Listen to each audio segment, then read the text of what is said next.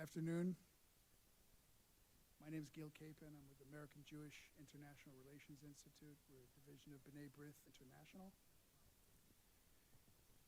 And I want to first of all thank B'nai B'rith, my senior colleague, Dan Mariashin, legendary leader in our community. We'll be hearing from him.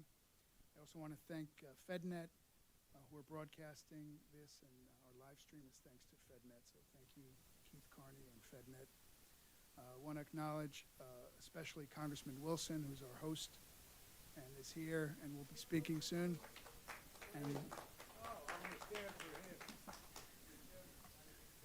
And thank you to Congressman Wilson's fantastic staff, Michael and the rest of the team Wilson. Want to acknowledge the presence of Ambassador Schneebauer, Petra Schneebauer from Austria, great ally of the United States and great friend of Israel. And thank you all for being here to commemorate this very, very important occasion. 50 years ago, an abomination was committed at the United Nations. We are here to remember and reflect on what happened that day. It is fashionable to treat the UN as a singular entity, but the UN is the sum of its parts, the member states. And the offense that was committed on November 10th, 1975, was the action of the 72 countries that voted to label Zionism, the national liberation movement of the Jewish people, as racism. We are here to recall that despicable action, which cast a permanent stain on the reputation of the UN itself. But more than remembering that dark day, we unfortunately have to also lament and understand that this poisonous lie has resonated and spread for over 50 years. And tragically and unbelievably, with renewed vehemence and vitriol and violence over the past 2 years. The 10th of November, 1975, 50 years ago, was one of those moments in history that was a moral hinge where good and evil were on full display and in stark contrast. November 10th, 1975 was indeed ground zero for anti-Israel extremism and anti-Semitism. It was an iconic moment of hypocrisy and cynicism. But that colossal lie spread by the UN was and is not just an insult to Israel and the Jewish people, but to all Americans and all decent people of goodwill. As Gil Troy, author of Moynihan's Moment, the definitive book about what happened that day, and we're very fortunate to have Gil with us today, and he'll be speaking. As Gil pointed out, Ambassador Daniel Patrick Moynihan, who later served right here as legendary senator from New York, was personally offended, and offended on behalf of the American people. And so many prominent Americans and everyday Americans were offended also, and for good reason, because this was such an inversion of truth and a perversion of moral values. And although we are here marking this dark day in history, we are also here to celebrate the courage and the truth declared so eloquently in the historic speeches that were given on November 10th, 1975 by Ambassador Moynihan and by Chaim Herzog, the ambassador of Israel. They spoke truth to the mob. Moynihan's words resonate throughout these decades. The United States rises to declare that it does not acknowledge, it will not abide by, it will never acquiesce in this infamous act. And 50 years later, we cannot fail to marvel at the strength and resoluteness of what he said and the way that he said it. And so, while we are here to mark a bleak and distasteful occasion, we will also be uplifted and inspired once again by these powerful words. And now it's my honor to ask you to direct your attention to the screen for a message from the President of the State of Israel, President Isaac Herzog.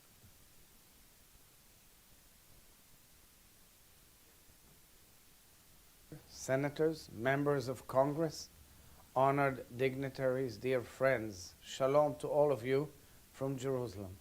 I'm so deeply honored to address this gathering, marking 50 years since one of the lowest moments in the United Nations history, the adoption of the shameful Zionism is racism resolution. I vividly recall my late father, Chaim Herzog, then Israel's ambassador at the United Nations, telling me that as he rose to the podium to respond to this libel, in his capacity as the ambassador of Israel, he felt the weight of Jewish history on his shoulders. The generations who prayed for Jerusalem, the survivors who rebuilt their lives in our homeland, and the children living in and yet unborn, whose future depended on a strong and secure Jewish state. He stood and proudly declared, Zionism is nothing more and nothing less than the Jewish people's sense of origin and destination in the land. In a moment that came to symbolize moral clarity, he declared that it was the United Nations itself that stood accused. And he tore the resolution to pieces. 16 years later, Resolution 3379 was revoked. But repealing a lie does not erase its echo. The dangerous falsehood suggesting that Zionism is racism reverberates to this very day, especially in the wake of the brutal October 7th massacre on Israel. We have seen again how anti-Semitic libels spread swiftly from international forums to parliaments, campuses, city streets, and the web. And we've watched it show up as terror against Jews and Jewish targets in Israel and throughout the universe. But we've also seen the Jewish people and our friends and supporters from every corner of the globe rise and rise like lions. Our response today, as it was those years ago, is proud and principles. Zionism is the national liberation movement of the Jewish people, rooted in our unique and rich history as a people, and on the principles of justice, equality, and human values that we've carried throughout the ages. We insist today, as then, Zionists are the finest of human beings. They were those who were brutalized, assaulted, and kidnapped on October 7th. They were those who ran to the front lines at first call to protect others.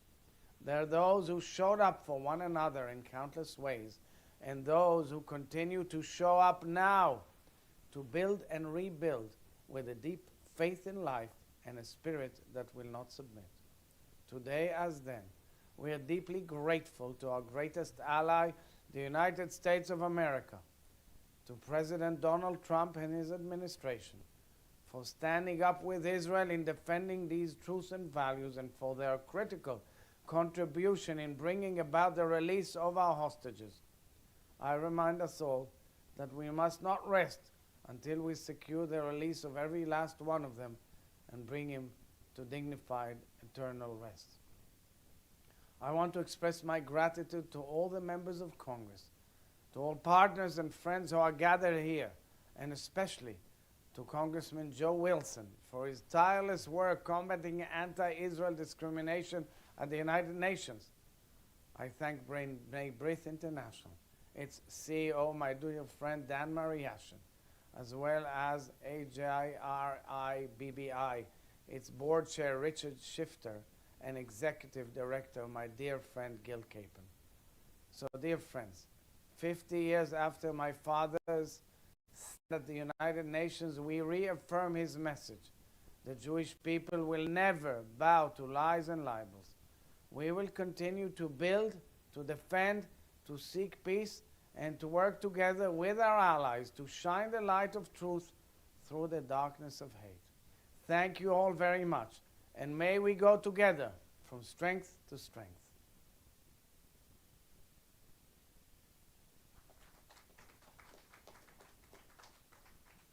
With your permission, Congressman Wilson, I'd like to call on your colleague, Congressman Fleischman, because he has to leave.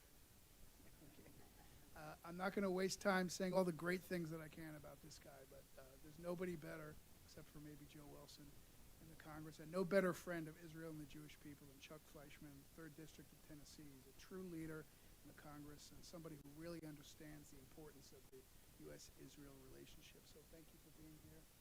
The floor is yours.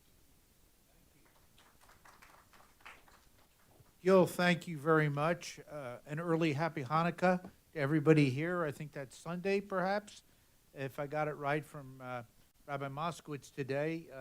I'd like to associate myself with Gil's remarks. Gil, thank you. You work tirelessly. Joe Wilson, you're a hero in so many areas, including this great endeavor that we must succeed on combating anti-Semitism wherever it exists and making sure that our beloved ally Israel is always safe. So thank you, sir, for your leadership. A very little bit about me. I grew up in New York, Philadelphia, and Chicago. I ended up at the ripe old age of 20 at law school at the University of Tennessee. So I was really not native to Tennessee, but I have been privileged now for the past, 15 years to represent that area in Congress. And as you, I'm what we affectionately call a cardinal. I'm one of the 12 appropriations folks. Over the years, I have been privileged to work very, very closely to make sure that things that are near and dear, not only to my mind, but to my heart with Israel gets done. Funding for Iron Dome. A few years ago, you can go out and Google it. We were on the House floor. I think, Joe, you were there that day.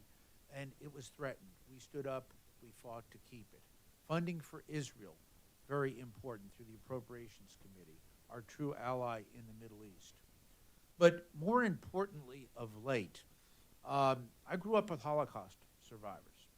I knew people who survived Auschwitz. I knew people who survived the camps.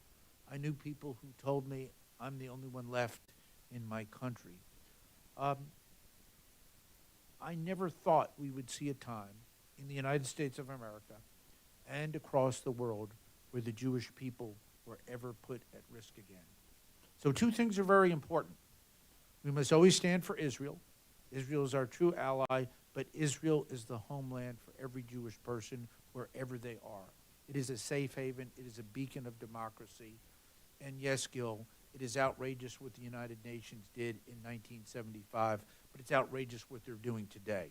They're standing against Israel. And the United States of America must always stand with Israel. This should not be a matter of Republican or Democratic.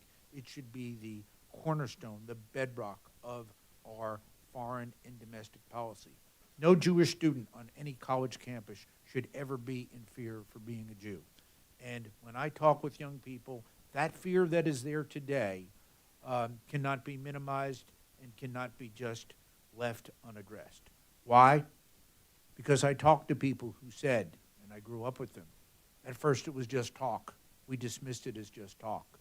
And then it became action, and we dismissed it that it would not be action. And then sadly there was the Holocaust. So I think it is incumbent on all of us, and my one ask of you is to reach out to young people. And when I do, every time I travel around the world, and I know Joe does this as well, whether I'm meeting with presidents, princes, prime ministers, and people, I ask them, where are you on Israel? And to a person, I hold them accountable. So we are winning. It is a tough fight, but it's a fight we can't lose. I speak with Greeks. I speak with other countries that want to work. I've spoken with the president of Egypt, Sisi. He's committed to making sure that Camp David survives and that Israel is going to be safe. But the fight is not over. The fight is continuing. So thank each and every one of you all for continuing this battle. We must win this for the good of Israel and for the good of humanity. Thank you.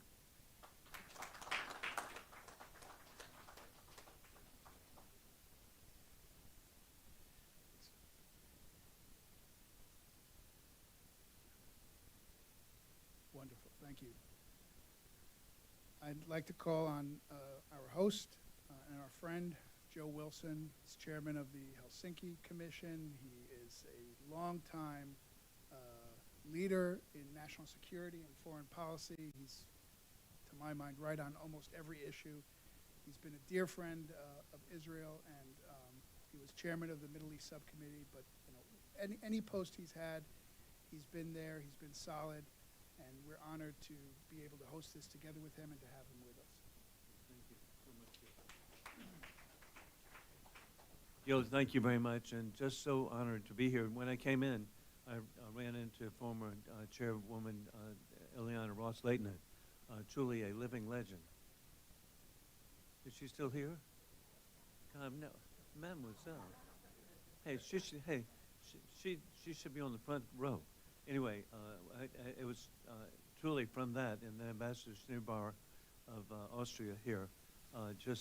Gil, you've really brought great people, and then Chairman Chuck Fleischman, who is so important in regard to energy issues in the United States. But as we're here, to remark, to remark and recognize the 50th anniversary, what we're really recognizing to me, and you've already identified, and that is that the resolution was wrong. And so we've got 50 years of proof that it was not right. That's incredible. I mean, just how many resolutions of any organization could be proven wrong for 50 years? And so every time an occurrence like this, we can recognize that indeed we know that the state of Israel is positive for the Middle East, and there couldn't be, from my perspective, as we've seen with President Donald Trump and his incredible enthusiasm of 3,000 years of change coming forth today. And then I always like to point out his family with me. I grew up in the holy city of Charleston, and so and we like to point out that at the time of the American Revolution, the largest Jewish population in the New World was in Charleston, South Carolina. That's the environment I grew up. The first provincial constitution to recognize Judaism was the province of South Carolina. The first Jewish American elected official was in the Provincial Assembly of South Carolina. The very first Jewish American killed in the Revolution was in Charleston, South Carolina. That's the environment I grew up in, and so I just know firsthand, again, how exciting it is. Now, there's a downside when I do visit the other holy city. What's the name of it? Jerusalem. And I'm there with the Prime Minister. After we meet, my wife reminds me that I'm her second favorite politician. That somewhat hurts my feelings. But again, it's empathy, and then I'm really grateful for President Herzog. Last summer, I was grateful my oldest son, Alan, the Attorney General of South Carolina, visited and met with President Herzog. And I'm very grateful that the family tradition continues. There was one question in South Carolina whether the state of South Carolina could buy Israeli, invest in Israeli bonds. And so you'll be happy to know it took the Attorney General almost 5 minutes to come back with a yes. And so over and over again, our family is just so grateful. And again, this should be a time of rejoicing. We've seen President Trump's success with the Abraham Accords from the beginning. Who would ever imagine to have that significant event come together in the different countries? And then we've seen, indeed, with October 7, the American people come together to see really the world come together. But then with the Abraham Accords, we have such an opportunity for expansion. And then I also can take it personally in another way, too. Last November, I was very appropriately condemned by the Assad dictatorship in Syria as an enemy of the state. And it really was significant. It was a year ago yesterday, he fled to Moscow. And then 8 months later, I want to give so much credit to Ambassador Tom Barrack. 8 months later, the president's envoy to Syria, Ambassador to Turkey, I end up in President Assad's office with the new president of Syria, President al-Shara. And I'm really grateful, bipartisan, working with Senator Jeanne Shaheen, to see now in the NDAA, which came out yesterday, the lifting of the sanctions. I had worked on sanctions. I got the dictator's attention on sanctions, and they call the Caesar Act. And now we need to repeal the Caesar Act because there's a new government, and as President Trump says, give Syria a chance. And so there'll be real questions about the government, except for one thing, give Syria a chance. And I saw firsthand, and it was really exciting. Before I went, I met with the chief rabbi of Syria, who lives in Brooklyn, okay? And so, in fact, he had not been to Syria for 33 years, but now he's been able to return. And then I was grateful in Damascus to meet with persons of all faiths. I was at a Christian monastery, of all things, there outside of Damascus. And then to know that the longest meeting Christian church is there in Damascus, and then to know that there is still one synagogue, amazingly enough, in Damascus, but the remains of the world's first identified synagogue, not desecrated, are there in Damascus. And so then flash forward, it's so exciting to see that President al-Shara met with President Trump a couple of weeks ago. And I love the history of it, okay? It was pointed out it's the first time in 250 years that a leader of Syria has visited the Oval Office. Well, no, that's from an American perspective. Okay, by Israeli perspective, that 250 years is like 2 or 3 days. But hey, even more.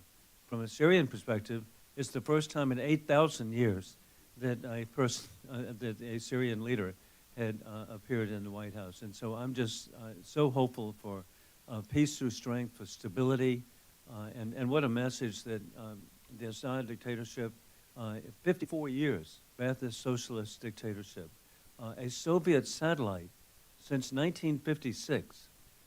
Who would ever imagine? And so now it's going to be a free country. I look at it in the tradition of the Baltic republics, that and indeed they were occupied.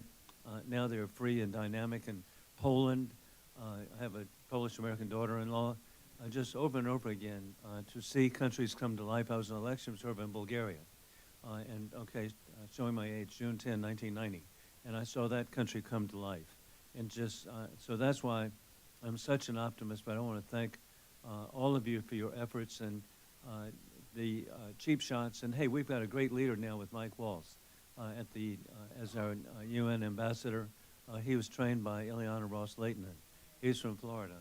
And then I remember distinctly how appreciative I was of Ambassador Nikki Haley, that she actually, and I'm confident that Ambassador Waltz will be doing the same thing, is that they keep a little list of how people are voting in the UN. And when they indeed are anti-Semitic, that's noted and shall be remembered. But again, I just want to congratulate everyone. This is a sad day of a bad event, except for one thing. We've had 50 years to prove it was not true. That's just such a startling opportunity. And Gil, thank you for your leadership to raise this. This should be a time not to run and hide, but to indeed prove that Zionism is not racism. And you can see it in modern-day Israel. You can see it as what President Trump is achieving. And, hey, to eliminate the nuclear capability of Iran, gosh, a new world, because our world would have been different if they had had a nuclear capability of the intimidation of all of the Middle East. So there's just event after event, particularly in the last year, that have come about that indicates that what you're doing is proper and good, and good for the Middle East, good for Israel, good for all of the neighbors. And I want to thank you for your great efforts. And if I can ever be of service, 1436 Longworth House Office Building. The ambassador knows how to get there blindfolded. And what you do, you just walk in and say, hey, Joe said come by. And they'll take you to the window and get a picture with the Dome of the Capitol on your shoulder. Thank you very much.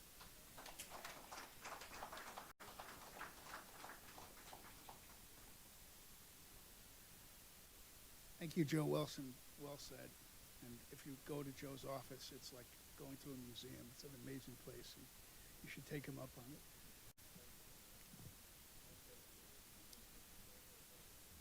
Thank you, Joe.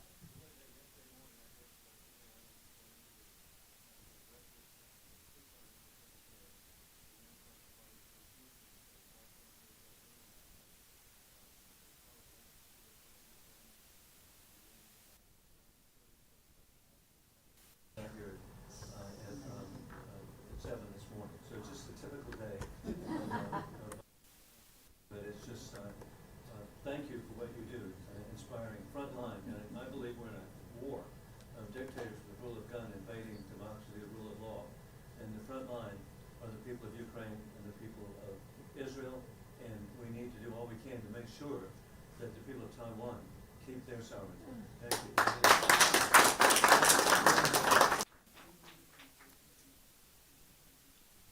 Thank Thank you. I see Congressman Kiley is here. I'd like to introduce Congressman Kiley. He's second-term congressman from, is it 2nd District of California? 3rd District of California. Even in his short time, he's really distinguished himself as a leader, a strong advocate for national security, a strong friend of Israel, and you might like to know, during the shutdown, one of the only congressmen who actually showed up to work every day. He is a graduate of Yale and Harvard, but he's a very smart guy. I don't know if you're allowed to say that you went to Harvard and Yale these days, if that's a badge of honor, but he is a very smart guy, and we're really pleased that you came. Congressman Kiley was the first congressman who responded to our invitation, so we're really honored to have him. Pretty good. Thanks for having me. Good to see you. All right. Thanks, everyone. Great to have the chance to visit with you, and thank you for being here. I know it's you know, a sort of bittersweet moment since we're commemorating this truly odious resolution, and one whose sentiments, unfortunately, have found you know, quarter in certain parts of our country, you know, in recent years. And I've actually been at the center of a lot of our efforts here to try to address this horrifying rise in anti-Semitism, in particular in our education system over the last few years. So I'm sure that many of you saw some of the hearings that we did on the Education Committee with some of these university presidents. The ones who came in, things didn't work out so well for most of them, I'll say. I think exactly half of the Ivy League presidents resigned following our investigation, and as well as a number of others. And we're starting to see some progress in terms of how these issues are dealt with in higher education, and there's been some reforms at places like Harvard and other campuses, and you know, even in my state of California. But we certainly have a long way to go. And unfortunately, it's also seeped into our K-12 system.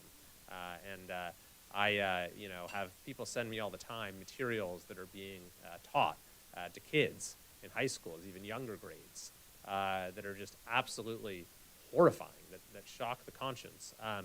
I'm the chair of the House subcommittee that deals with K-12 education, and so we are continuing our investigation there. We just recently announced a new investigation into Berkeley Unified in California and some other districts. We actually had the superintendent of Berkeley Unified here last year for a hearing. Did you guys watch this? Yeah. Wow, okay, that is a good memory. So you saw it, and one of the questions I asked her, one of the things I asked her about was, you know, they had a slide where they had, for example, a quote from Representative Omar glorifying the phrase "from the river to the sea." And so I asked the superintendent, do you think this was appropriate to present? And she said, yes, that's a valid perspective that we're presenting to young people. And so, you know, you literally are teaching anti-Semitism to students, and then is it any wonder that you see anti-Semitic incidents that are all too often common at places like Berkeley Unified. So we're continuing our efforts to address that. You know, part of the problem is these ethnic studies curricula as well that in California in particular have sort of sought to normalize anti-Semitism as part of K-12 instruction. The first version, I was in the state legislature at the time, of this ethnic studies model curriculum they came up with. The Legislative Jewish Caucus in California, which happened to be 12 elected Democrats at the time, they came out and said that this echoes the propaganda of the Nazi regime.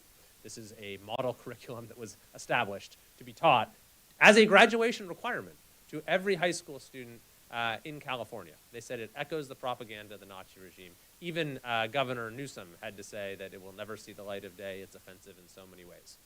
This was what they came up with, the consortium of higher ed people and some K-12 people that they brought together to create this model curriculum. Interestingly enough, they then, you know, made a few revisions here and there, and then the legislature proceeded to adopt it. And I actually gave the only speech on the floor of the House against it at the time, saying this still has a lot of problems. And lo and behold, the legislature has now had to go back and fix some of that because they've started to realize, yes, that still does have a lot of problems. And then also interesting, the group that had originally come up with the first curriculum that everyone agreed was absolutely awful, they splintered off and formed their own group to do this liberated ethnic studies, which is what, like in Berkeley Unified, they're using now. Or she said they're a thought partner. I'm not really sure what that means. So in any case, we've made some progress. There's still a long way to go in order to eradicate this truly just awful, awful resurgence of one of the world's most odious and retrograde prejudices from our K-12 and our university system.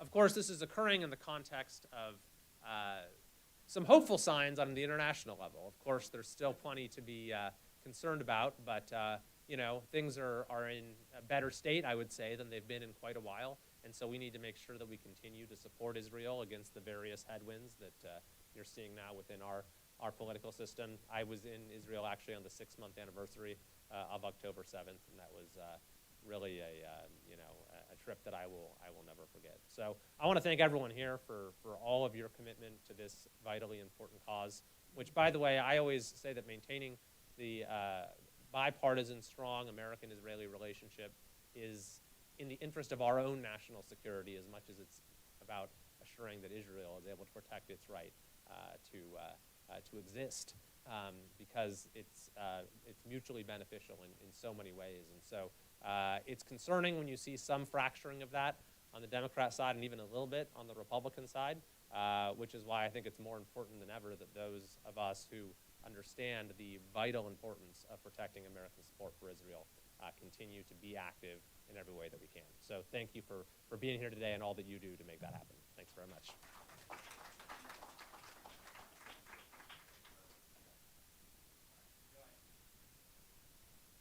Thank you, Congressman Kiley. Amen to all that. Wonderful. I'd like to call upon Ileana Ros-Lehtinen. She really is a legend. She's first Cuban-American elected to Congress, longtime member of Congress from Florida. She was chairwoman, a fantastic chairwoman of the House Foreign Affairs Committee, the only woman, first and only woman ever to be chair of House Foreign Affairs. Her tenure was immaculate in terms of all the important issues in foreign policy. So I'm going to turn it over to Ileana with great appreciation and admiration for you. Thank you so much, amigo. Thank you. Gil and I go so far back. I mean, I don't even want to say how many years, but when I first got elected in 1989, there was Gil Capon by my side. So thank you. Thank you so much for inviting me to be with all of you, because today is such an important and solemn occasion, and I'm grateful to be here with all of you, because we're not here to celebrate. We are here to remember. 50 years ago, as we have heard, in 1975, the United Nations committed one of the greatest moral disgraces in its history, and that's some kind of bar. With Resolution 3379, the UN declared that Zionism is a form of racism. These words were not only false, they were defamatory, they were malicious, and showed a profound distortion of Jewish history, of Jewish identity, and the Jewish people's right to self-determination in their ancestral homeland. That terrible resolution was not the beginning of the anti-Israel extremist movement, and sadly, it was not the end. But it became a landmark in a decades-long propaganda war against the Jewish state. The ugly slogan, "Zionism is racism," became a malicious rallying cry, a symbol of the ongoing effort to delegitimize Israel and ultimately to wipe her off the map. We see that same lie today, especially in the wake of October 7th, appearing on placards at anti-Israel demonstrations throughout the world. Zionism is racism was an early expression of the UN's obsession with what can be called Palestinianism, a narrative built not on coexistence, but on blaming Israel and isolating Israel. It is especially absurd given that Palestinian leaders have had multiple opportunities to accept a state alongside Israel, yet repeatedly, what did they choose?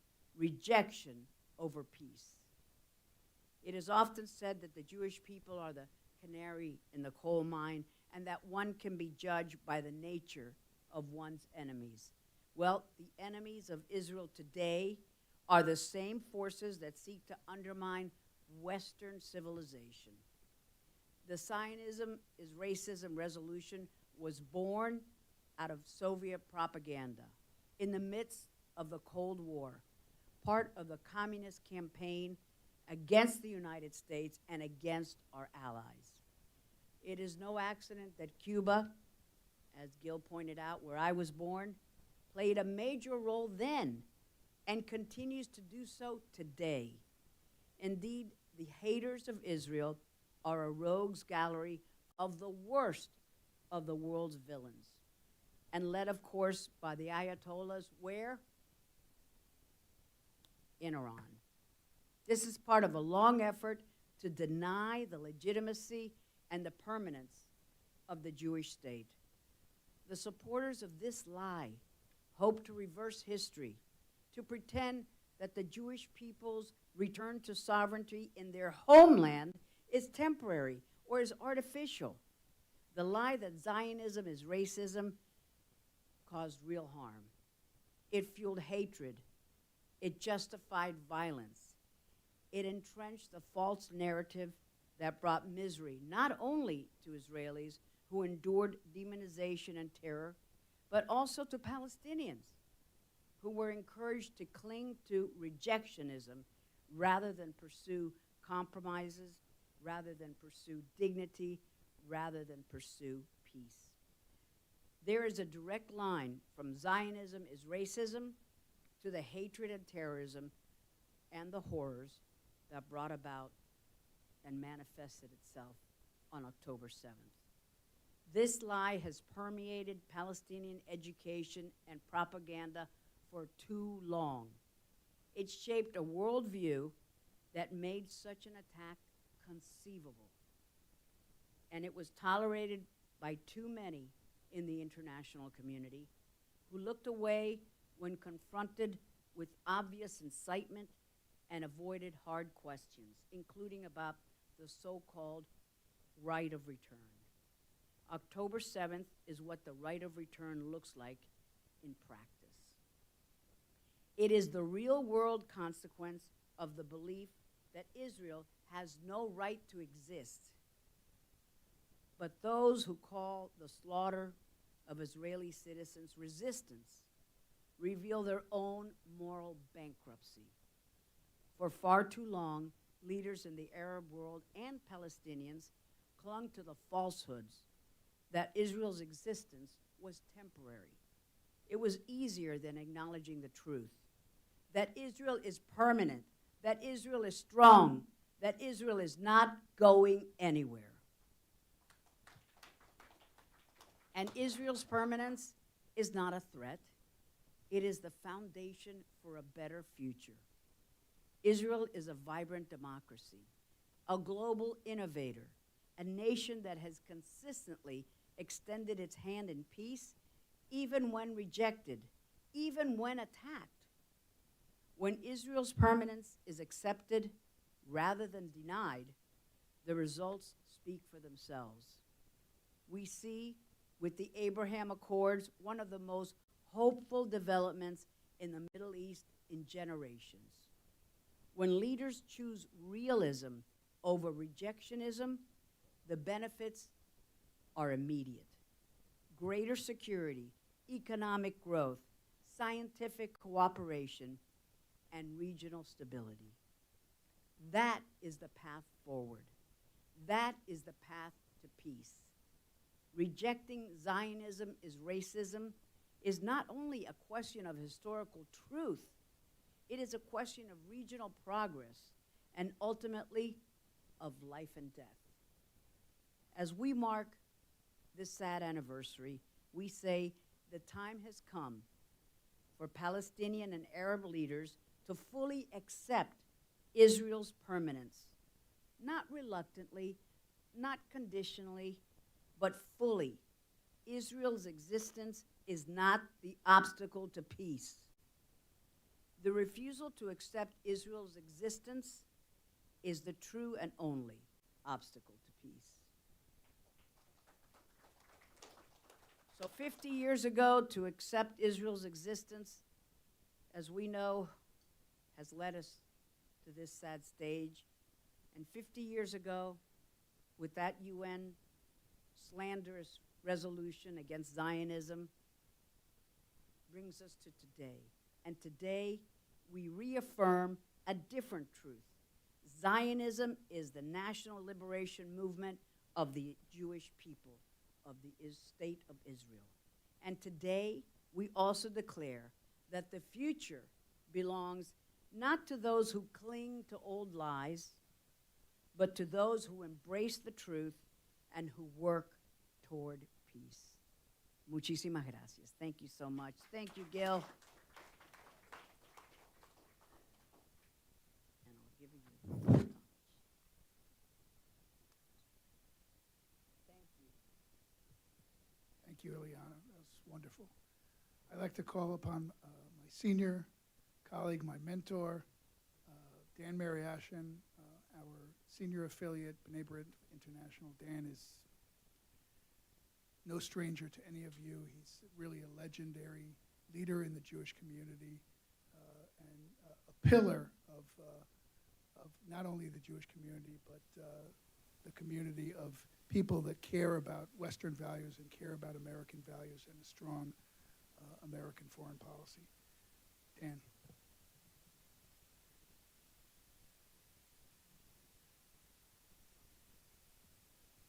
Thank you, Gil.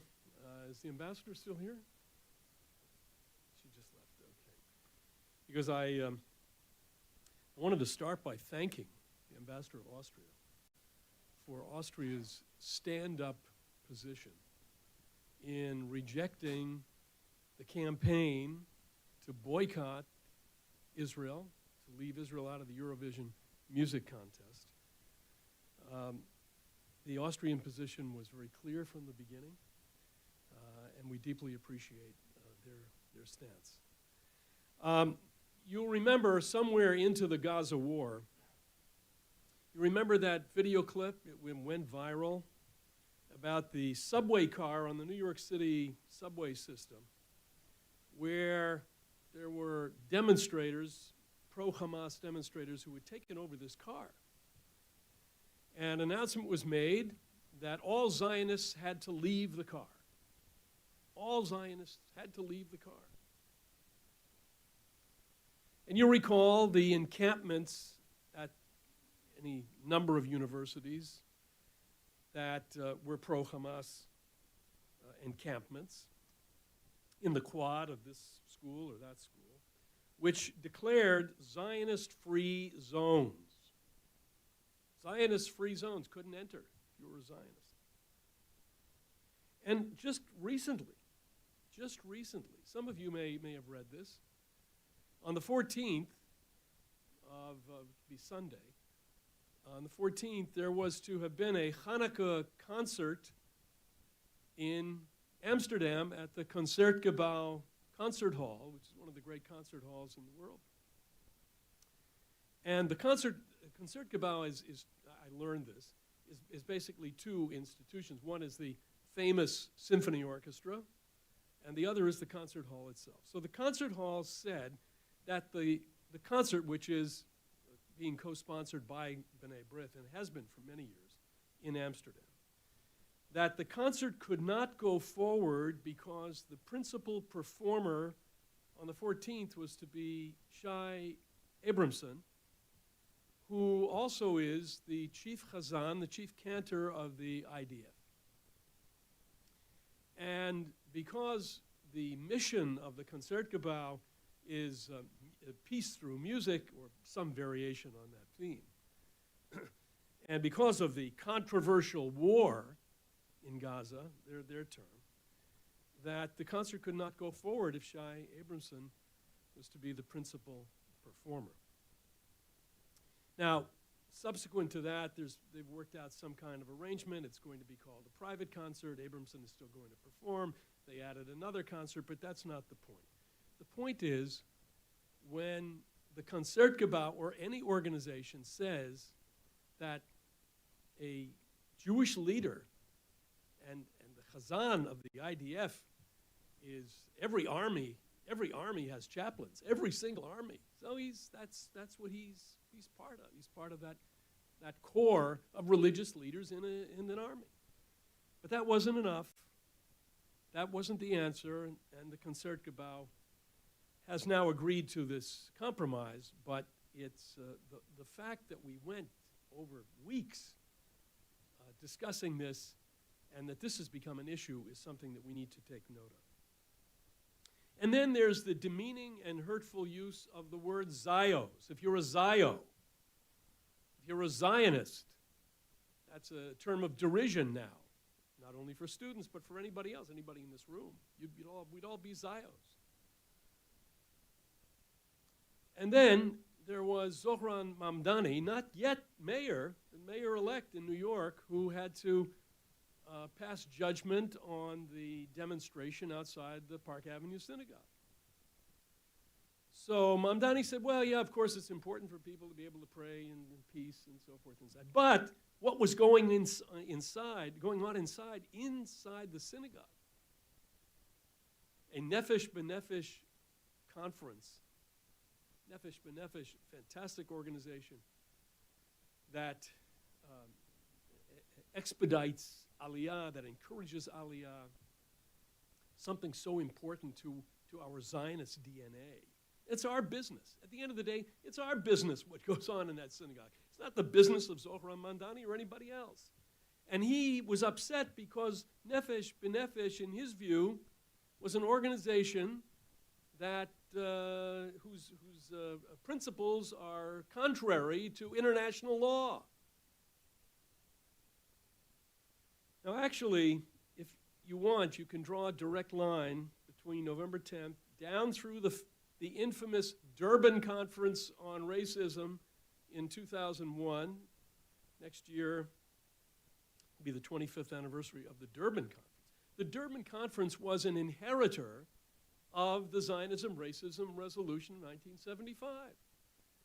And the Zionism-Racism Resolution was voted upon inside the General Assembly Hall. But in Durban, there was this boisterous and intimidating group of anti-Israel organizations that jostled Jewish delegates to this meeting. It became a hate fest like none other. So you can draw a line between November 1075, September of 2001, and today. Now, as far as the ZR resolution is concerned, it actually began in 1974. Some of you in this room will remember that Yasser Arafat, the head of the PLO, then the face of international terror, made a speech from the podium of the General Assembly. And what was notable about that speech was what he said, because you can imagine what he said. It was that he wore a pistol in a holster on his belt as he made this speech. And a year later, it was pretty much a year later exactly, that the ZR resolution was adopted. The language and behavior of the anti-Zionist, anti-Semitic operatives on campus, in the streets, on major media outlets, in academia, are all singing off the same song sheet that began on November 10th, 1975. Notwithstanding the rescission in 1991, that was referred to earlier, we felt maybe there was some hope. This was finally something terrible was being rescinded. And as was said earlier, the stain of November 10th, 75 simply could not be washed out. Now, the purpose of our meeting here today is not just to remember November 10th, 1975, but to remind ourselves where the problems of the present have their origins. This did not begin with Gaza. It did not begin on October 7th. The denial of the right of the Jewish people to their rightful sovereign existence demands that all of us in the Jewish community and all of our friends and allies, the fact that this meeting today is being held in this room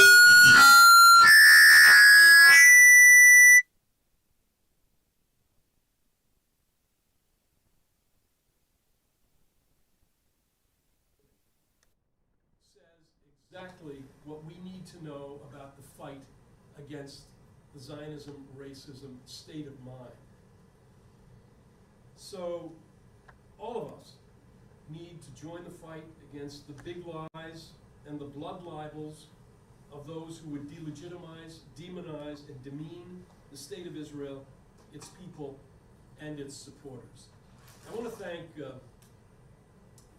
sitting down, I want to thank Gil for bringing this all together. We've talked about it for months. I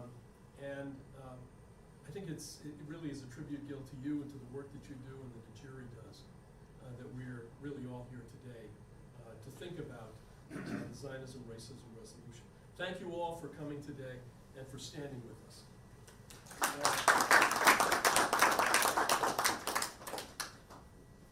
Thank you so much, Dan. Before I call on Gil Troy, speakers, and Ben Cohen, and if you're planning to leave, don't, because both of them are phenomenal speakers. I'd like to play or have you direct your attention to the screen to hear a message. Ambassador Waltz is in Israel, so he couldn't record a message for us, but his deputy ambassador, Ambassador Jeffrey Bartos, did so, and let's hear from him now.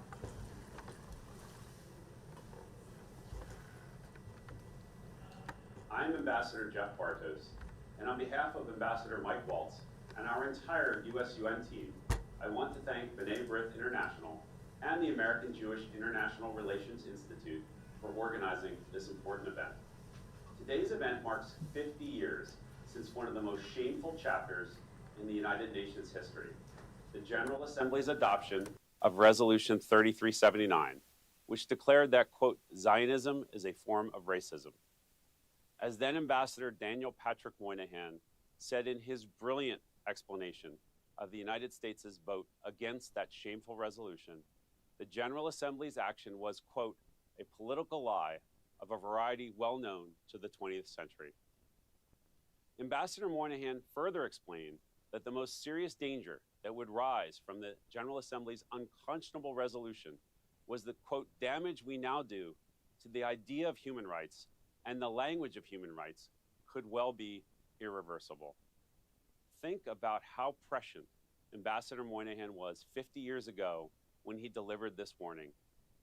Over the following decades, a moral and intellectual rot pervaded the UN's human rights entities, obsessively targeting the Jewish state while welcoming the world's worst human rights violators as members.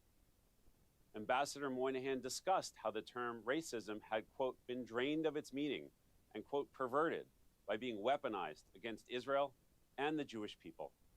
We saw this in 2001 when the UN's so-called Conference Against Racism in Durban embraced and restated the lies Ambassador Moynihan had condemned in 1975, with conference documents maligning Zionism and falsely accusing Israel of apartheid, leading the United States to withdraw from that very conference.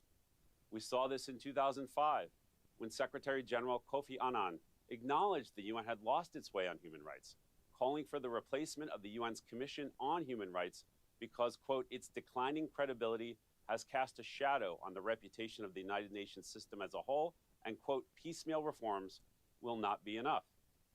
While the Commission was eliminated, its successor, the Human Rights Council, has proven no better, making a mockery of its purpose by enacting a standing agenda item targeting Israel and becoming a platform for baseless inquisitions and blood libels while granting the world's worst human rights violators a free pass. More recently, the United Nations has empowered Special Rapporteur Francesca Albanese and the Commission of Inquiry targeting Israel. They invert morality by falsely declaring Israel guilty of genocide, apartheid, and starvation, and by waging illegitimate campaigns of lawfare and delegitimization. They not only threaten Israel, but also the United States, given Albanese's targeting of several of America's largest companies and the Commission's accusations against American contractors.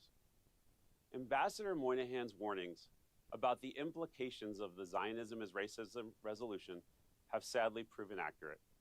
But, as he defiantly said in 1975, and as we proudly reaffirm today, the United States does not acknowledge, will not abide by, and will never acquiesce to this. Under President Trump's consequential and historic leadership, the United States is taking unprecedented actions to combat anti-Americanism and anti-Semitism at the United Nations. The United States defunded UNRWA. The United States sanctioned Francisca Albanese for her political and economic warfare against the United States and our ally Israel. And the United States has withdrawn from the Human Rights Council and UNESCO. We also demonstrated the UN's potential when it focuses on its founding principle of promoting international peace and security. Under President Trump's leadership, the United States has delivered historic progress towards a lasting peace in the Middle East. The President's peace plan ended the war in Gaza and resulted in the historic adoption of Security Council Resolution 2803 by a vote of 13 in favor, 0 against, and 2 abstentions. American leadership is back, and real change is happening as a result.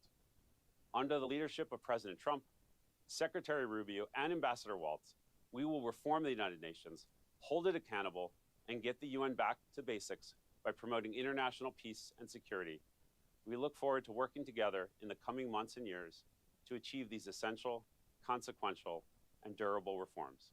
Thank you.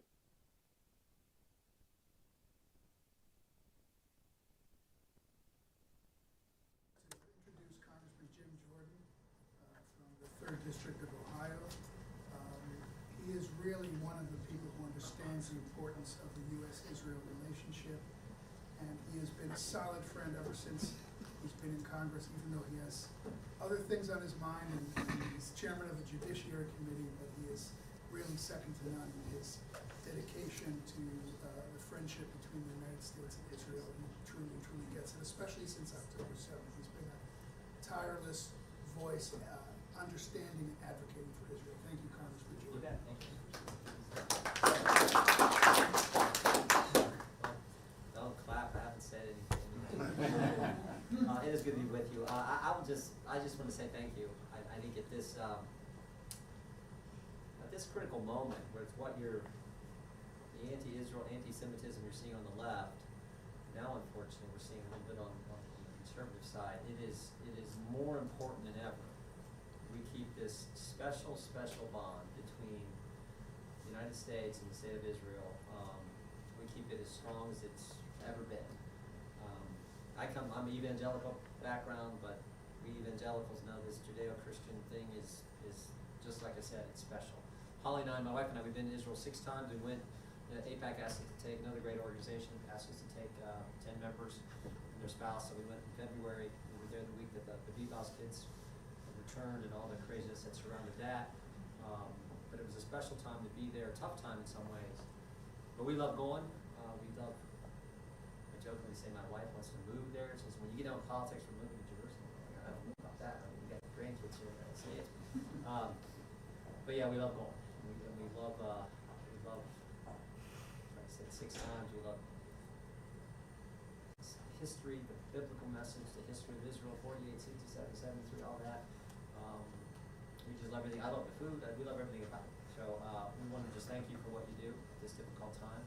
And we're willing to help. I had lunch yesterday in Columbus with a number of folks from AIPAC talking about this very issue.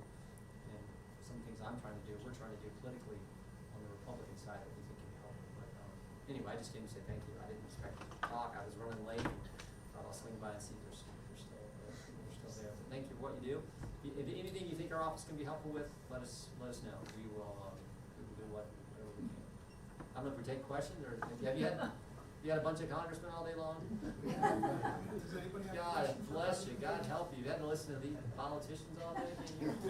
Brave souls. Keep this is your chance to yell at one more. You know, none of you are stuck with me, but you still pay my salary, so you can ask any question you want. If you want, if not, I'll get out of your hair and let you get back to whatever else you got. Yes, sir. I'm, many of us follow with great interest the Anti-Semitism Awareness Act. The House has passed it. It's faced roadblocks in the Senate. Do you have any forecasts about what might happen so we can get this thing passed once and for all? Or is it, I can't. I mean, the Senate, jeepers. I got enough time to figure out the House, but the Senate. So who knows? It made sense to me. Our committee has a lot to do with this type of legislation. This type of legislation, I should say. So we're all for it. But, the Senate's the Senate. It takes 60 votes to, 60 votes to say motherhood's a good thing. I mean, it's crazy over there, but that's the way it is. Yes, sir. Congressman Jordan, I just want to say that if I still lived in Ohio, I graduated from Columbian High School, you'd be my congressman, and you would have had my vote. But I appreciate it. I appreciate it. I lost that area, but I used to go up in Seneca County. Now I'm right across the middle of the state. I was just back a week ago visiting some of my old friends. Some of them are a little confused. Yeah. I'm not there about that vote for us, but we got pretty good percentage last time. I think we'll be okay. Yeah. Congressman, I'll ask you about another bill that's under your committee's jurisdiction. It's H.R. 4397, designating the Muslim Brotherhood as a terrorist organization. Was just marked up last week by the Foreign Affairs Committee. Still has to go through your committee and judiciary. We're fine. We may have even waived jurisdiction, and I don't know. We might have just said we might have waived. I'm sure Virginia Fox would love to take it too. Any plans on that? We're fine with that. We're fine with that legislation too. It makes all the sense in the world. Again, I'm one of those Republicans we just got to remember Israel's our dearest and closest friend, and we need to do anything and everything we can to help them. I'll sound partisan here, but one of the things because I shared this story yesterday, so I guess it's fresh on my mind, but I will sound like a Republican here. But you may remember in the this was a few months after October 7th when former President Biden's giving his State of the Union address, and I remember in that address he said. So I was sitting beside a colleague of mine who's a West Point grad, and he said, the president said in that address, he said, we're going to build a temporary pier, temporary port in Gaza. Remember this? And I remember when he said it, I was like, kind of elbowed my buddy. He's got a military background, Army Ranger, West Point guy, and everything. I said, hey, isn't it kind of warfare 101? If you want one side to win, you don't give supplies to the other side.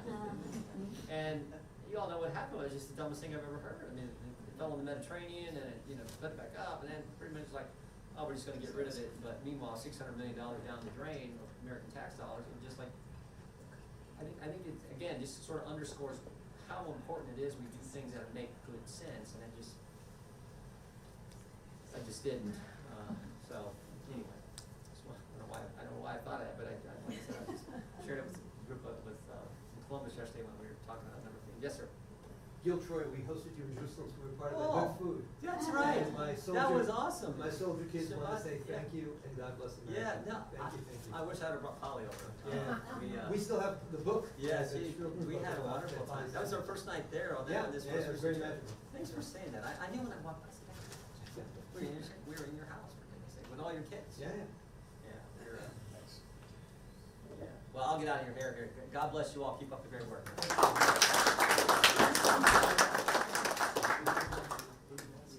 you, Congressman. Sorry about Ohio State.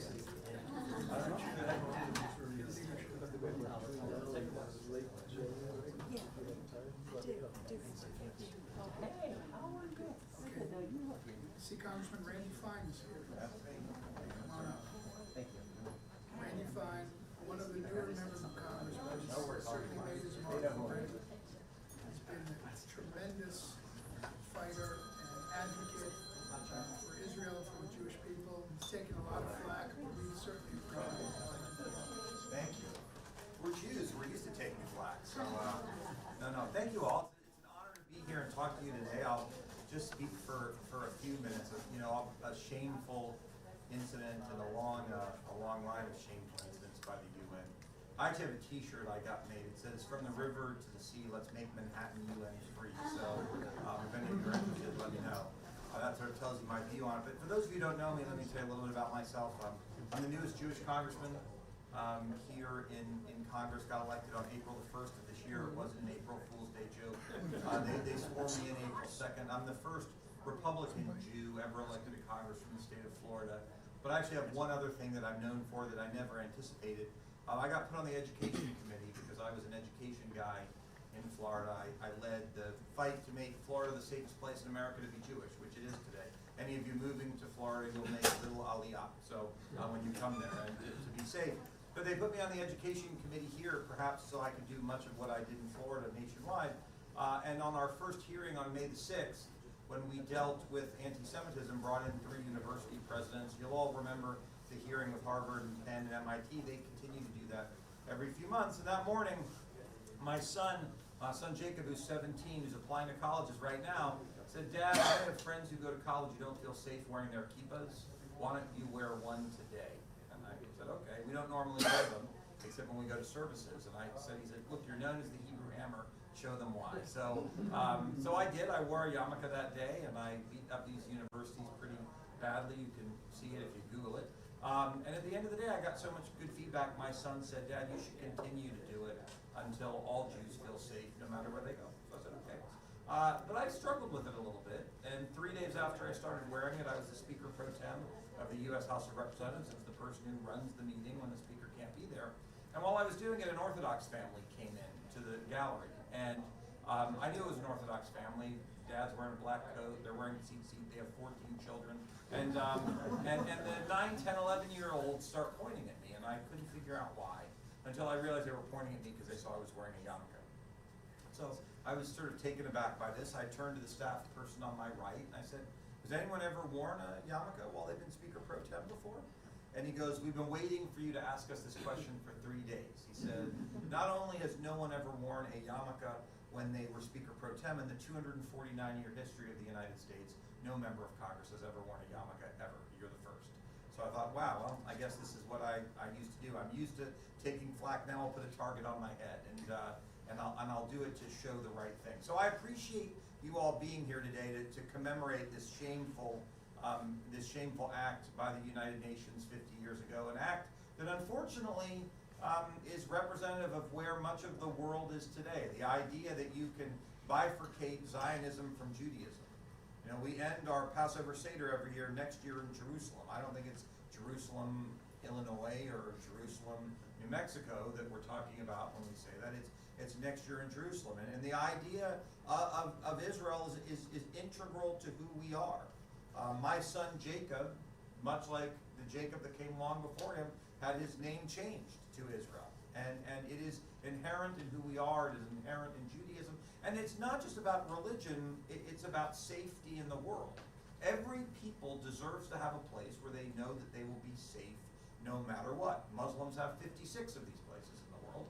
Apparently that's not enough. And so Jews deserve, particularly with what happened in the Holocaust, to know there will always be a place where we can go and where we can be safe. So the notion that the belief in a fundamental place where Jews can go and be safe is equivalent to racism just shows the moral bankruptcy of the UN, an organization I'm not a fan of because an incredibly democratic organization is effectively controlled by the least democratic nations in the world. So I appreciate you being here to remind everyone of how bad and how evil and how broken the institution is. And so as we continue to do the work that I'm privileged to do here, that we can fight on that. You know, I never wanted to be in Congress. This wasn't a goal of mine. President Trump asked me to run. He sort of told me I was running. He asked if I'd consider it. I said yes, and then he tweeted out that I was running. So that's how I ended up here. But I believe that God puts us where he wants us to be. And for me, it is being here, doing this, fighting for the people of the 6th Congressional District, but also fighting in what I believe is a war for civilization itself, against those who believe in the ideals that this country was founded on. By the way, ideals that are built in the Torah and the Bible, versus those who would seek their destruction, whether it's in Israel or in the United States. So it's a fight that I'm honored to be here to help fight with amazing people like Jim Jordan and others, and I appreciate all of you being here to make your voices heard in doing that as well. So I'm happy to answer any questions. I saw Jim taking some questions when he walked in. If anybody's got any questions they want to ask me, happy to do that as well.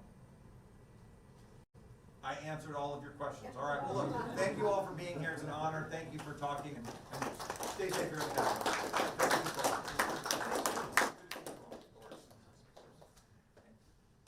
Thank you. I hope Congressman Fine has a long, long career in Congress. We need to. Me too. There's a lot of people who don't, who want to shorten it. So, well, hopefully that won't happen. Thank you, guys. Before we have Gil and Ben, I just want to direct your attention one more time to screen for a message from Congressman Lawler of New York, outstanding member of Congress, outstanding friend of Israel, and chairman of the Middle East Subcommittee. See that? Hey everyone, Congressman Mike Lawler here. I'm sorry I can't be with you in person, but I wanted to join you for this important commemoration. In 1975, when the United Nations passed the Zionism is Racism resolution, it didn't just smear Israel. It showed in a very public way how the United Nations had become a place where anti-Semitism could be legitimized, where Israel could be singled out, and where the values shared by the United States and other democracies could be undermined. That resolution wasn't some one-off mistake. It sparked decades of institutional bias against Israel, bias that continues in UN committees and agencies to this very day. The lie that Zionism is racism turned into a full-scale propaganda campaign aimed at delegitimizing the Jewish state.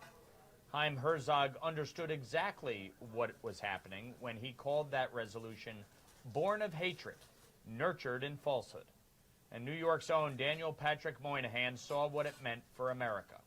That's why he declared, "The United States does not acknowledge, it will not abide, it will never acquiesce in this infamous act." He knew this wasn't just rhetoric directed at Israel. It was an attack on the United States and the principles both our countries stand for. Words matter, and for 50 years this poisonous lie has fueled hatred and empowered those who seek to demonize Israel and the Jewish people. It dressed up anti-Semitism as activism, as diplomacy, as human rights. And we now know exactly where that leads. There is a direct line from November 10, 1975 to October 7, 2023. Delegitimizing Israel didn't stay rhetorical. It created an environment where violence became not only acceptable, but in some circles, justified. That is why we cannot stay quiet now. Not in Congress, not in our communities, and certainly not when anti-Semitism is rising across the world and right here in New York. Standing up to this lie and everything that grew out of it is not just an Israeli cause, it is an American cause. It's about defending democracy, the truth, and the right of the Jewish people to self-determination in their ancestral homeland. Thank you to B'nai B'rith and AJIRI for marking this anniversary and for your leadership in keeping this history alive. What happened 50 years ago must never be forgotten, and its consequences must never be ignored. I'm proud to stand with you, and I'm committed to continuing this fight in Congress and beyond. Thank you, and God bless. I'm Israel High.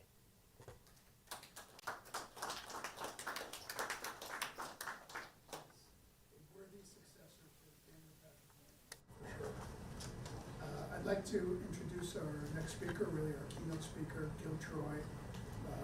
Members of our board, the AJIRI board, remember that Gil spoke to our board. He was one of our guest speakers, and in a long list of illustrious guest speakers over the last 4 or 5 years, I have to say, and I'm not saying this just because he's here, his was the best received and really the most phenomenal hour and a half that we had with him.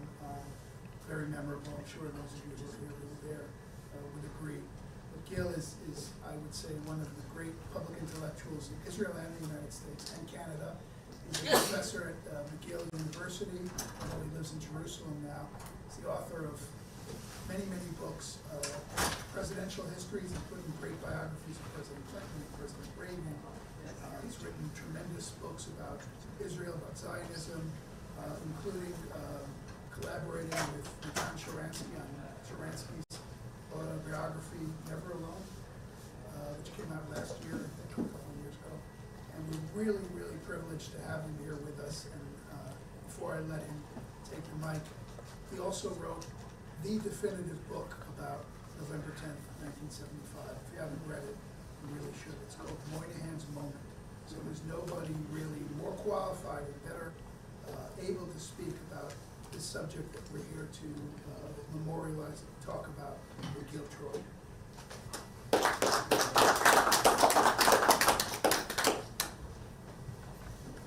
Wow. I flew in from Jerusalem today. And I want to say in the name of my children who have served hundreds of days of Miluim, reserve duty, in the name of their friends, our neighbors who sacrificed their lives, I want to say Todah Rabbah, thank you to you, and God bless America. We felt so alone on October 7th. And Republicans and Democrats, like you, coming together and giving us the hug that we needed, giving us the support that we needed, and yes, giving us the munitions and the military support that we needed, made all the difference. So thank you. It's not something we take for granted, and it's deeply moving to feel the power in this temple of democracy of the U.S.-Israel relationship. And my kids know that they're not just fighting for Israel, and they're not just fighting for the Jewish people. They're fighting for the United States of America, and they're fighting for Western civilization. And together, we will win. I'm a historian, so I have to go back in time. And let's go. Not to November 10th, 1975. The UN, like every parliamentary body, follows procedure. And so October 1975, the UN Third Committee on Human Rights is meeting to determine, indeed, whether what becomes Resolution 3379 will be forwarded to the General Assembly. Chaim Herzog, representing the State of Israel, the father of the current president, knew what was going to happen. Even though he said in his speech, in his amazing speech, the first of two amazing speeches he gave, the Jewish people are not on trial today. Israel is not on trial today. The UN is on trial. But he knew it wouldn't work. And you know, Israelis can be a little jumpy. And so he had warned his staff, don't show any emotion. They will show emotion. And indeed, when the resolution passes, and it's going to go on to become Resolution 3379, they start singing and dancing. And the Israeli delegates, holding their hands clasped, show no emotion. But from across the wall, or from across the room, a 6'4" Irish Catholic New Yorker who had made his way from Hell's Kitchen to Harvard to the Oval Office as an advisor, serving Kennedy, Johnson, Nixon, and Ford in the kind of bipartisanship we need today, and the kind of excellence, because he served both in domestic policy and foreign policy, we need today, stands up, straightens his tie, walks across the room, hugs Herzog, and yells really loudly, "F him." He later said, "I uttered an Anglo-Saxonism not found in the Talmud." And the two of them, Herzog having been born in Ireland, the son of the Chief Rabbi of Ireland, who then became the Chief Rabbi of the State of Israel, and Daniel Patrick Moynihan walked out arm in arm to the nearest Irish pub on First Avenue. That moment was a defining moment in American history and in Jewish history. And let's go back to that moment. I always say, as a historian, my favorite text is context. In October 1975, America was down. America was reeling from the loss of the Vietnam War, from the Watergate scandal, from the resignation of Richard Nixon.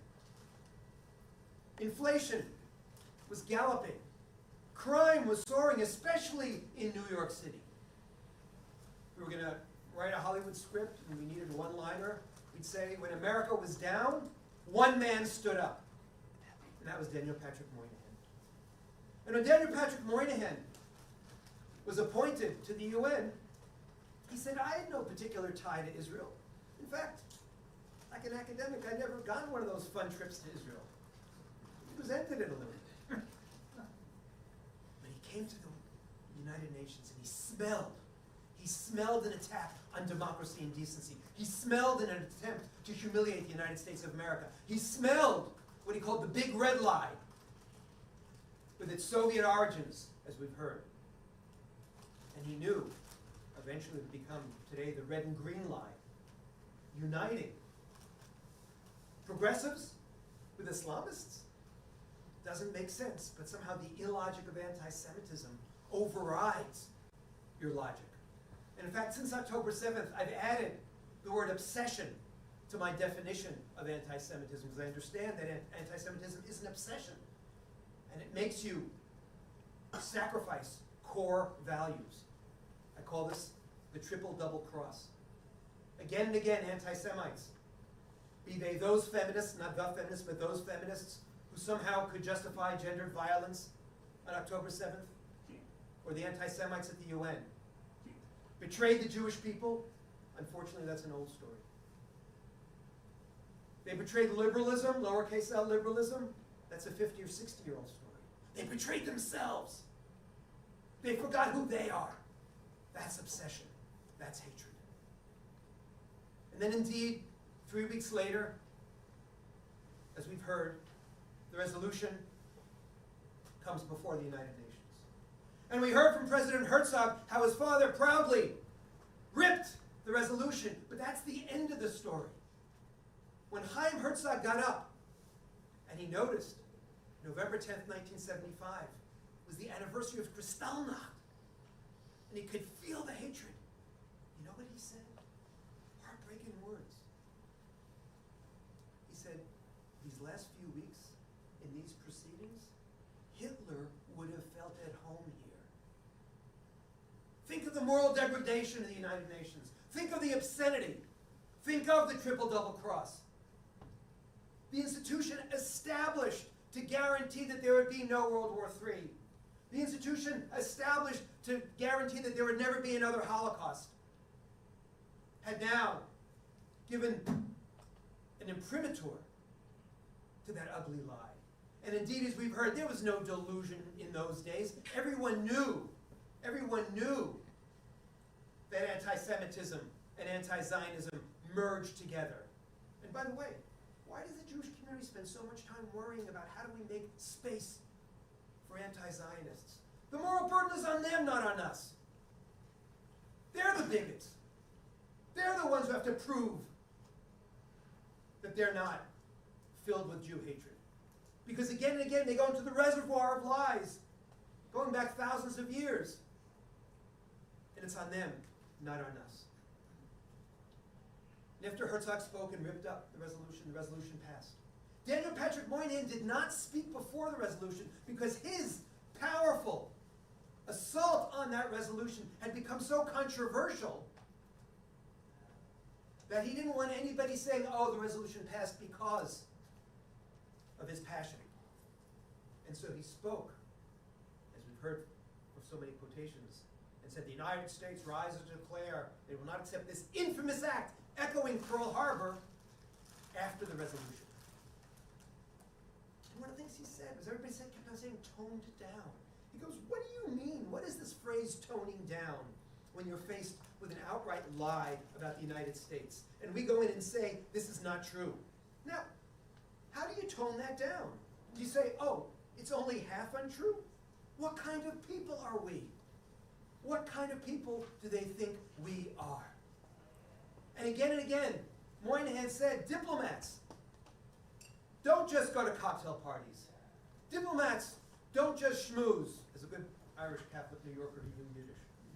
Diplomats know that they have all kinds of weapons in their quiver. And they have to use different ones as necessary, as needed. And so Moynihan fought. And Herzog fought. And they knew, understood, indeed, that this lie injected into the international bloodstream would grow and grow, even though there was an repeal. And so we gather here today to mark 5 unhappy conclusions. And there's a sheet that I prepared that I have here on the back, but also there's on the way out. 1, political scientists call this the Overton window, the zone of insanity that's acceptable, widened. It was so absurd, it was so obscene. They're not just left and right, black and white. Union leaders stood up and said, this is unacceptable, but it was a joke. There was a new television show back in November 1975. It was called Saturday Night. They hadn't yet called it Saturday Night Live. And Chevy Chase thought this was so insane that in his mock, every week of the news, he said, the United Nations General Assembly voted this week to declare Zionism racism. Sammy Davis Jr., the black entertainer who recently converted to Judaism, said, great, I can now hate myself. It was insane, and now we see that this insanity has been mainstreamed, that this insanity indeed has become the Rosetta Stone of the anti-Zionist movement. And there are people in this very building who live by that. And having lived through the revolution in universities and seen that that which was insane about Israel, about Zionism, has now become not just mainstreamed, but shoved down so many university students' throats. First of all, I thank you for all having the moral courage to stand up for Israel, but let the universities be a warning to Congress, a warning to institutions that we cannot be sloppy. We cannot let the big red-green lie grow. Second, the genius of Zionism racism is it put every Jew, every Zionist, every non-Jew supporting Israel on our back heels. Oh no, we're really not that bad. Oh no, we're not racist. The negative rather than the positive. There too you see the power of obsession, and you see the delegitimization, the disproportionate criticism, the double standards, what Natan Sharansky calls the 3 Ds. We forget to affirm what Zionism is because we're so busy apologizing and proving that it's not. And that's the genius of the anti-Semite, Jean-Paul Sartre. He forces the Jew to pull out his pockets and show, oh no, they're empty, I didn't steal. As opposed to doing what Zionism is all about, which is celebrating that we are a people as well as a religion. We have ties to particular homeland. We have the right to establish a state on that homeland. Am Yisrael, Eretz Yisrael, Midinat Yisrael. And indeed, as we've heard, Moynihan warned that words like racism, concepts like human rights would be demeaned, would be distorted, would be weaponized. And he said, we can't make up new words. We need that framework. We need those words. And as I said, he smelled that it was an assault on America. And it was an assault on America's allies. And it was an assault on democracy. And it was an assault on decency. And so, he fought it. And I want to end by emphasizing that as horrible as it is, and as successful as they have been, and we've even seen in Daniel Patrick Moynihan in New York, where, by the way, he became a pop star. He'd walk down the street and cabs would be, attaboy! And probably add a couple of Anglo-Saxonism not uttered in the tone. Again and again. And now in New York, someone who says anti-Semitism, anti-Zionism is central to his identity is going to be mayor? What an inversion. So yes, we've had some losses, but we also have had gains. And the 2 gains are, one, as we've heard, 16 years later, the Zionism and Racism Resolution was repealed. And so I would like to give us homework. I would like us all, as we build up to December 2026, which will be the 35th anniversary of the repeal, let's meet again in this place. But let's have members of Congress, senators, celebrities, community leaders read Moynihan's speech, read Herzog's speech in public, online, and let's have everybody study those speeches. Not just to learn what we're against, but to learn what we're for. And we end by emphasizing for all the losses of October 7th, for all the sacrifices my kids and their friends have made, for all the hurt we as American Jews and we as part of the broader pro-Israel community feel when we see anti-Zionist anti-Semitism and anti-Semitic anti-Zionism. We've won! Israel is stronger, prouder, freer than ever before. Israel's thriving. And so let us use this movement to do what I call the jiu-jitsu, take the negative and turn to the positive. Emphasize what Israel stands for, not just what it stands against. Emphasize all of Israel's successes, not just in startup nation, not just militarily, but as a model liberal democracy, as a fountain of values, as a fountain of inspiration, raising kids who know what it is to sacrifice, but also have a sense of humor and know what it is to dance and love and marry. My kids who served hundreds of days, and three of the four of them got married in the last year. And we keep on dancing because we are the people of love. And that's why we will win, because we're fighting a cult of hate. Thank you very much.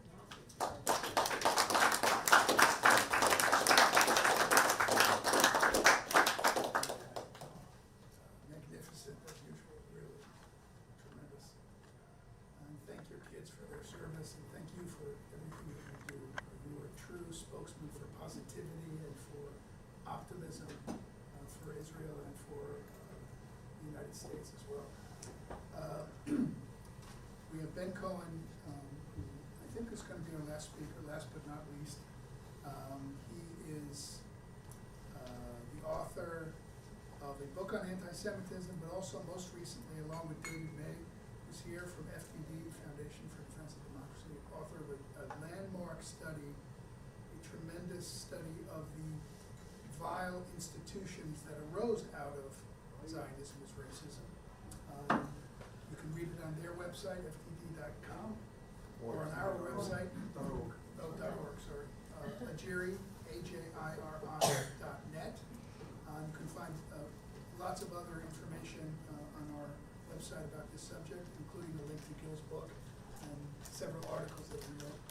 But Ben has probably written more about this subject, the Zionism's racism resolution and the outcrop of terrible things that came out of it than anybody, maybe even more than Gil Troy. He's written for about 15 years about this. But before I turn it over to Ben, and after Ben, by the way, please stick around because we are actually going to show excerpts of those great speeches, those two great speeches that are, I think, two of the most magnificent, inspiring speeches in history. It's only about 7 minutes, so not that long. But I'd like to read this letter that we received at our organization, AJIRI, from Congressman Hoyer, Steny Hoyer, former majority leader in the House of Representatives, who was planning to be here but couldn't make it, but sent this letter. It says, "Dear friends, as a close friend of your founder, Ambassador Richard Shifter, and as a longstanding supporter of the State of Israel, I regret that I'm unable to join you in person. The UN's passage of Resolution 3379, which equated Zionism to racism and apartheid in South Africa, laid bare its deeply entrenched predisposition against Israel. For 5 decades, that false equivalency has only fanned the flames of anti-Semitism around the world. That includes during the past few years since Hamas's brutal October 7th terrorist attack. In 2025, we find ourselves amid another disturbing global surge in anti-Semitism. We continue to hear Hamas slogans chanted at protests on university campuses. We watched one of America's most prominent pundits give a platform to Nick Fuentes, a notorious anti-Semite who has repeatedly proclaimed his admiration for Adolf Hitler. 5 decades after its adoption, the Zionism as Racism resolution reminds us that we need to excise the cancer that is anti-Semitism from our society and from our institutions, no matter what form it takes, where it appears, or who spreads it. That responsibility falls to each of us regardless of our politics. I will continue working with my colleagues on both sides of the aisle to that end. Thank you for doing the same. As always, I am sincerely yours, Steny Hoyer, Member of Congress.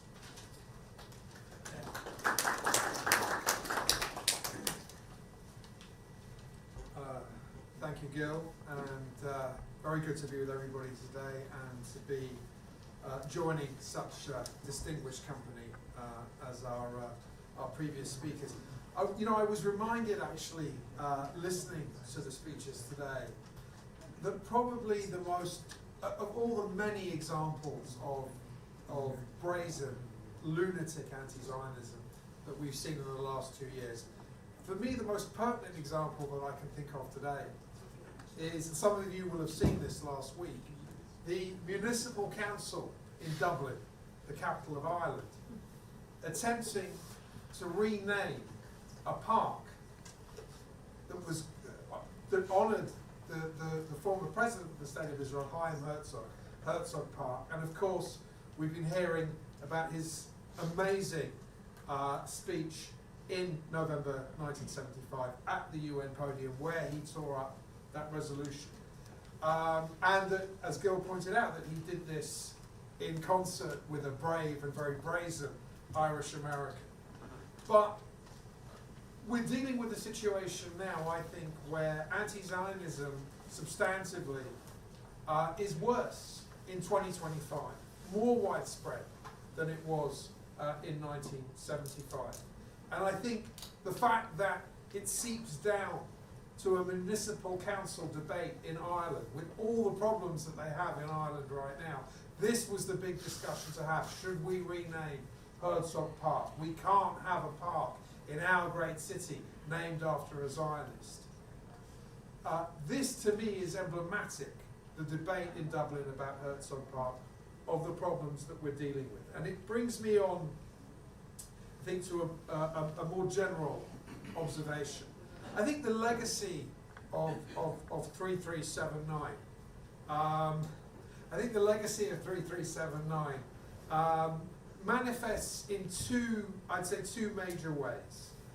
I think, firstly, it encouraged the view that of all the conflicts that distort and stain the world today, that the plight of the Palestinians is the most sacred, the most important. This cause is elevated above everything else. 20,000 Ukrainian children kidnapped by the Russians. We don't hear anything about it. Women and children murdered and raped in Al-Fasher in Sudan. Nobody really says anything. The continued Chinese occupation of Tibet, the continued persecution of the Uyghurs in northwestern China, the continued denial of self-determination to the people of Kurdistan. None of this gets a look in compared to the Palestinians. Gil talks about the genius of Zionism as racism. That's an element of it. They have been able to elevate this cause above every single other cause in the world today, to the point where many people believe that you can't have world peace unless you have a resolution of the Israeli-Palestinian conflict. I think that the other key lesson, or the other key legacy of that resolution, is that Israel, the State of Israel, remains the most discriminated against member of the United Nations. One of the points that David and I make in the research paper that we just published with the organization we work for, Foundation for Defense of Democracies, is that in fact the very existence of Resolution 3379 and the institutional architecture that it generated is an example of a violation of the United Nations Charter, which specifies the sovereign equality of all members. But yet Israel is substantially less equal than any other member of the United Nations, including the genuine rogue states there. There are no committees devoted to North Korea's network of concentration camps. There are no committees devoted to Turkey's persecution of the Kurdish people and its continued denial of the right of the Kurds to self-determination. But we do have, and this was one of the main focuses of David and my piece, we do have, as I think, the most insidious institutional expression of Resolution 3379. Yes, that resolution was rescinded thanks to the United States in 1991, but its spirit remains alive, as we've heard from all our speakers today, but also materially, institutionally, it remains alive as well. On the same day, November the 10th, 1975, the 3379 was passed. There was another resolution passed, 3376. What 3376 did was to create the Committee on the Inalienable Rights, the Committee on the Exercise of the Inalienable Rights of the Palestinian people. Not exactly a household name, that committee, but it continues to exist today, and I would say that it is the central plank of the discriminatory architecture inside the UN that targets Israel. The committee, as I'll call it now, I'm not going to call it SIRIP because that's too unwieldy of an acronym. This committee, we figured out that basically it eats up about $3 million of UN budgetary money every year. Not a fortune compared to what the UN spends money on, but still a very deeply significant amount of money. And this money is devoted essentially to a propaganda network.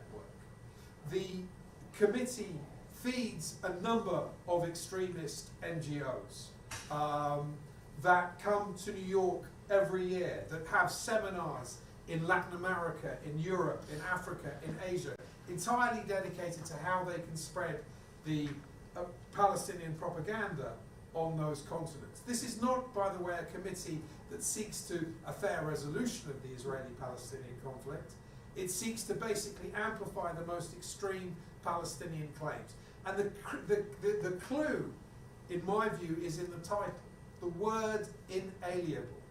Because as far as this committee is concerned, the most inalienable of the inalienable rights of the Palestinian people is their right to return. And the right to return is code for the destruction of the State of Israel. If you look at the number of refugee populations that were created after the Second World War, including amongst the 10 million Germans that were expelled and sent eastwards after the Second World War, hundreds of thousands of people exchanged in the most brutal conditions between India and Pakistan in 1947 and 1948. But the only refugee problem that we still talk about from that time is the Palestinian one. Why? Because the Arab states and the United Nations and this cluster of autocracies and totalitarian regimes that have backed the Palestinian cause have kept the Palestinian refugee issue alive. They will not basically allow the Palestinians to stop being refugees in order to keep up this stream of propaganda against Israel. So that is the primary function of the Committee on the Inalienable Rights, on the exercise of the inalienable rights of the Palestinian people.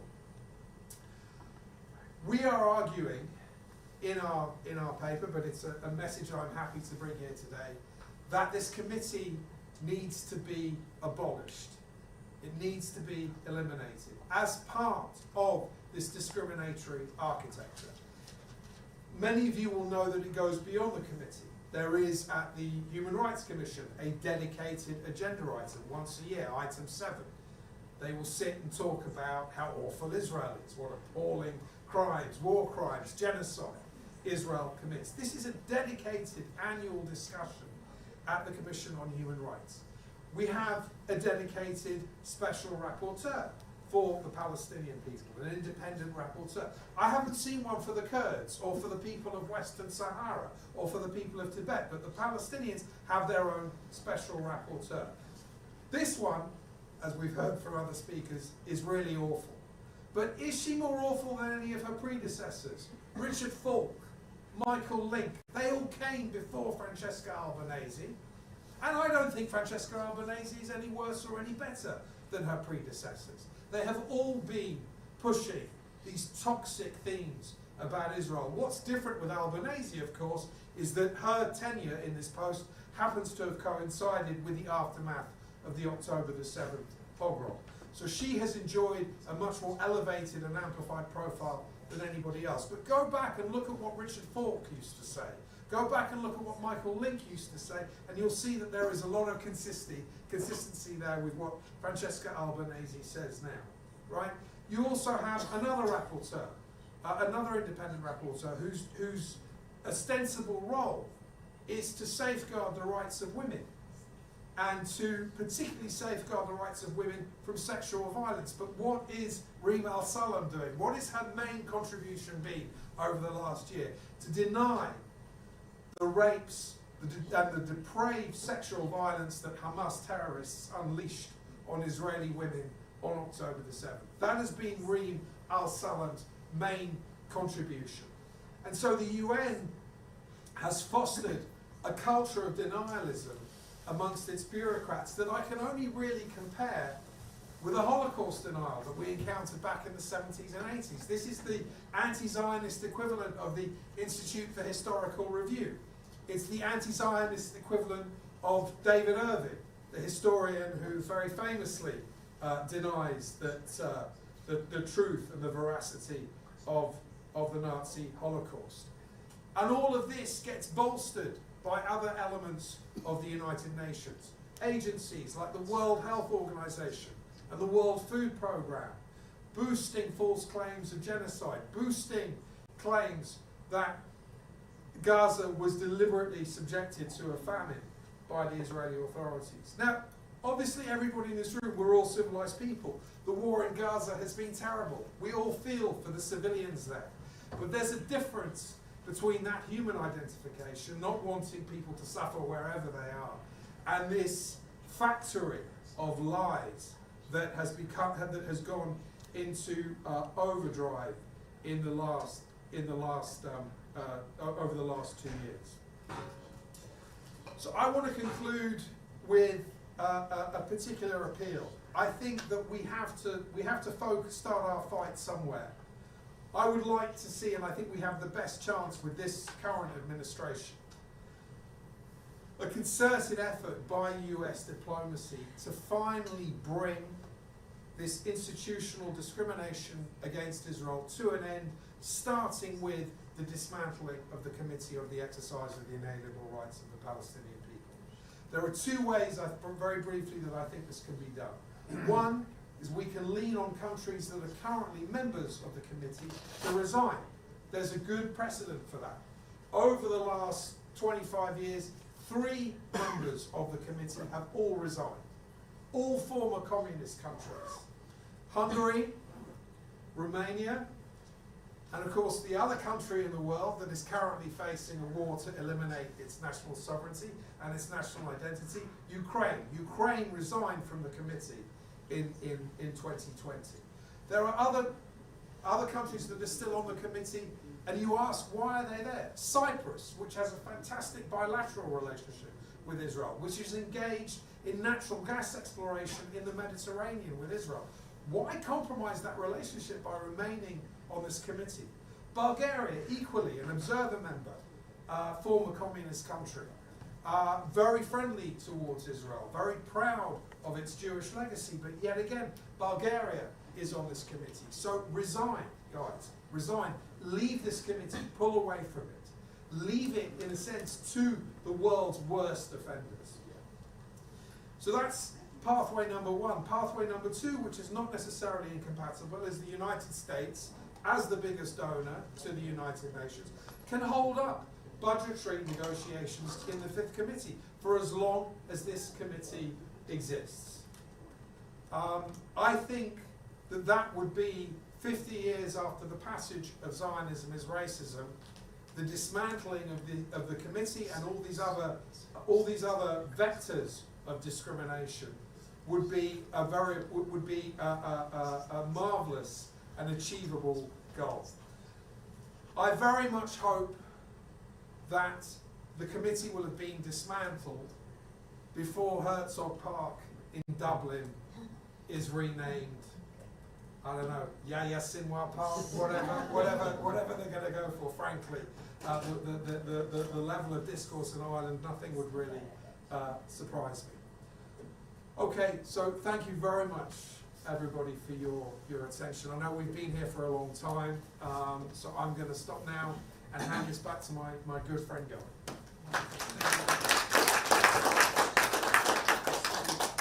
One thing about Zionism is racism that I think is covered in Troy's book. It's really striking and kind of poignant when you think about it, is that at the time when it happened, there was such widespread condemnation of it across the political spectrum. And even people that were considered to be on the left were so offended by it and spoke out against it. I think you have a chapter in your book that's really something, considering where we are now. So we are going to now play excerpts from those two great speeches. If you can stay around and watch it, it's really worth it. So we see those Herzog in Moynihan in 1975.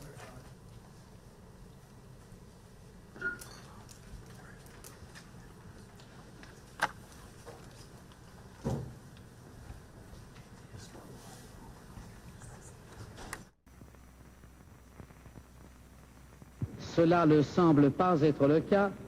I would therefore ask the two delegations on the list, namely Israel and Dahomey, to speak. And first I call on the representative of Israel. It is symbolic that this debate, which may well prove to be a turning point in the fortunes of the United Nations and a decisive factor as to the possible continued existence of this organization, should take place on November 10th. Tonight, 37 years ago, has gone down in history as Kristallnacht, or the Night of the Crystals. This was the night on the 10th of November 1938 when Hitler's Nazi stormtroopers launched a coordinated attack on the Jewish community in Germany, burnt the synagogues in all the cities, and made bonfires in the streets of the holy books and the scrolls of the Holy Law and the Bible. It was the night when Jewish homes were attacked and heads of families were taken away, many of them never to return. It was the night when the windows of all Jewish businesses and stores were smashed, covering the streets in the cities of Germany with a film of broken glass which dissolved into millions of crystals, giving that night the name Kristallnacht, the Night of the Crystals. It was the night which eventually led to the crematoria and the gas chambers, Auschwitz, Birkenau, Dachau, Buchenwald, Theresienstadt, and others. It was the night which led to the most terrifying Holocaust in the history of man. The Arab delegates talk of racism. It lies not in their mouths. What has happened to the 800,000 Jews who lived for over 2,000 years in the Arab land, who formed some of the most ancient communities long before the advent of Islam? Where are those communities? What happened to the people? What happened to their property? This wicked resolution must sound the alarm for all decent people in the world. The Jewish people as a testing agent has unfortunately never erred. The implications inherent in this shameful move are terrifying indeed. The vote of each delegation will record in history its country's stand on anti-Semitic racism and anti-Judaism. You yourselves bear the responsibility for your stand before history, for as such will you be viewed in history. But we, the Jewish people, will not forget. For us, the Jewish people, this resolution based on hatred, falsehood, and arrogance is devoid of any moral or legal value. For us, the Jewish people, this is no more than a piece of paper, and we shall treat it as such. Thank you, Mr. President.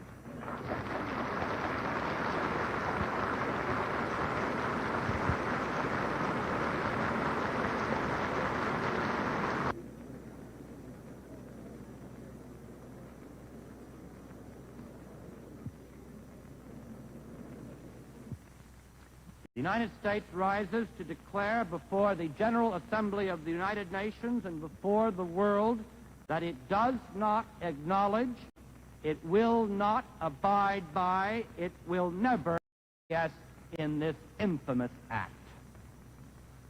Not 3 weeks ago, the United States representative in the Social, Humanitarian, and Cultural Committee, and with what irony those terms ring on our ears today, pleaded in measured and fully considered terms for the United Nations not to do this thing. It was, he said, obscene. It is something more today, for the furtiveness with which this obscenity first appeared among us has been replaced by a shameless openness. There will be time enough to contemplate the harm this act will have done the United Nations. Historians will do that for us, and it is sufficient for the moment only to note one foreboding fact. A great evil has been loosed upon the world. Now, I should wish it to be understood that I am here making one point, and one point only, which is whatever else Zionism may be, it is not and cannot be a form of racism. In logic, the state of Israel could be, or could become, many things, theoretically including many things undesirable, but it could not be and could not become racist unless it ceased to be Zionist. The United States of America declares that it does not acknowledge, it will not abide by, it will never acquiesce in this infamous act. Thank you, Mr. President.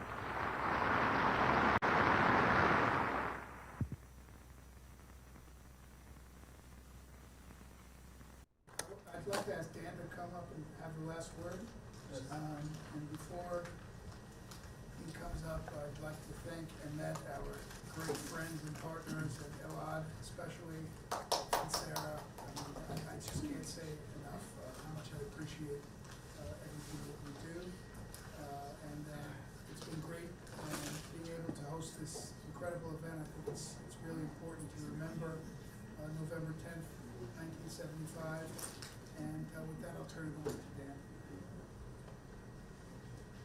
Two fantastic statements. One very prescient, given by Daniel Moynihan, and the other by Chaim Herzog. Such an inspiring speech. As a Jew, to hear this speech is to be reminded of what a privilege it is to be Jewish. I want to thank everybody for coming today. There haven't been that many events or programs or notes in the mainstream media, as we call it, about this important date. But it's a good thing that we did it, and I'll repeat what I said earlier. The fact that this program is in this room, in this building, in the shadow of the Capitol Dome, I think is, in itself, contains in it the seed of optimism, because we're looking for some reason to be optimistic. And the fact that we gather here today, we're gathering basically, come together to fight the detritus that has been left in the wake of November 10th, 1975. So each of you, again, I thank you. I thanked you earlier. I'll do it again. Gil, thanks again for your partnership and the work that we do together in cooperation, BBI and AJIRI, and for everyone who's here. Thank you very much today for being with us. And we have the holiday coming up. Hanukkah's coming up. Christmas is coming up. Wishing everybody a happy holiday season. Thank you. It really was the last word, but one footnote I forgot to mention. I had occasion to meet and spend some time with Maura Moynihan recently, the daughter of Dana Patrick Moynihan. Unfortunately, she couldn't be here. She's moved to Thailand. She's in Thailand now, I think, watching. But she gave me some unbelievable resources and insight into her father, and I think a big part of this event and a big part of why it's important to commemorate this day is a tribute to this giant statesman who served in the Senate later on, but in his short time at the UN really made quite a mark. Thank you everybody for being here.